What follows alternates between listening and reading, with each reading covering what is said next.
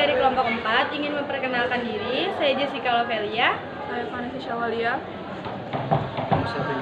Nama saya Muhammad Yudi. Jadi di video ini kami akan membahas materi katabolisme. Disimak videonya ya. Nah, yang pertama kita bahas adalah katabolisme. Oke, kita review sedikit ya tentang metabolisme. Jadi, metabolisme itu adalah suatu proses kimia yang terjadi di dalam tubuh makhluk hidup.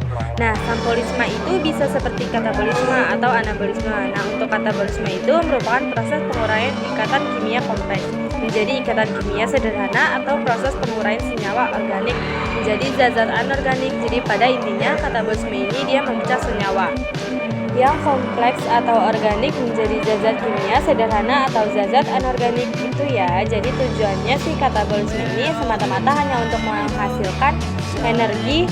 Nah, senyawa anorganik itu apa saja? Nah, ini contohnya yaitu glukosa, protein, lemak, vitamin, enzim. Nah, yang nantinya ini semuanya akan dipecah untuk menghasilkan suatu energi. Nah, sedangkan senyawa anorganik ini meliputi karbon, hidrogen, oksigen, nitrogen, dan sebagainya, begitu ya. Nah, jadi katabolisme ini kaitannya dengan aktivitas kita sehari-hari. Contohnya adalah ketika kita makan ya.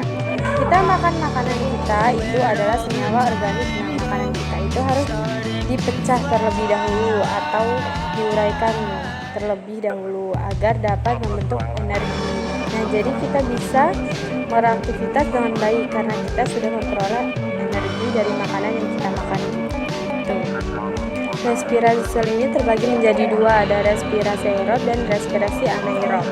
Respirasi aerob ini berlangsung melalui 4 tahapan. Yang pertama adalah glikolisis, yang kedua adalah dekarboksilasi oksidatif, atau yang ketiga adalah siklus Krebs, yang keempat adalah rantai transfer elektron bentuk glukosa. Yang pertama yaitu proses glikosis. Nah, proses ini mengubah glukosa menjadi 2 molekul asam pirufat. Nah, seperti glikolisis ini terjadi di sitoplasma menghasilkan 2 NAT dan 2 AGB. Nah, ATP ini adalah energi-energi yang nantinya akan berfungsi sebagai pembuat tubuh kita itu menjadi dapat beraktivitas dengan baik. Tahap glikosis menjadi 2 asetil CoA plus CO2. Nah, proses ini dilakukan di matriks mitokondria. Jadi mitokondria itu ada bagian yang namanya matriks. Siklus Krebs ini merubah 2 asetil CoA yang tadi dihasilkan di tahap jadi 4 CO2. Nah, proses ini dilaksanakan atau dilakukan di matriks mitokondria. Juga dihasilkan adalah 6 EADH2, FADH2 dan 2 ATP.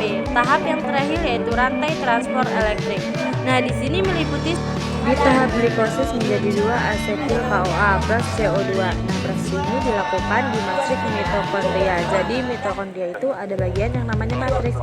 Siklus Krebs ini merubah 2 asetil CoA yang tadi dihasilkan di tahap jadi 4 CO2. Nah, proses ini dilakukan atau dilaksanakan di matriks mitokondria. Juga dihasilkan adalah 6 NADH2, FADH2 dan 2 ATP. Tahap yang terakhir yaitu rantai transport elektron. Nah, di sini meliputi 10 dan 2V HDHA. Nah, itu didapat dari NADH dan FADH2 yang sebelumnya dihasilkan di tahap-tahap sebelumnya rantai transfer elektron.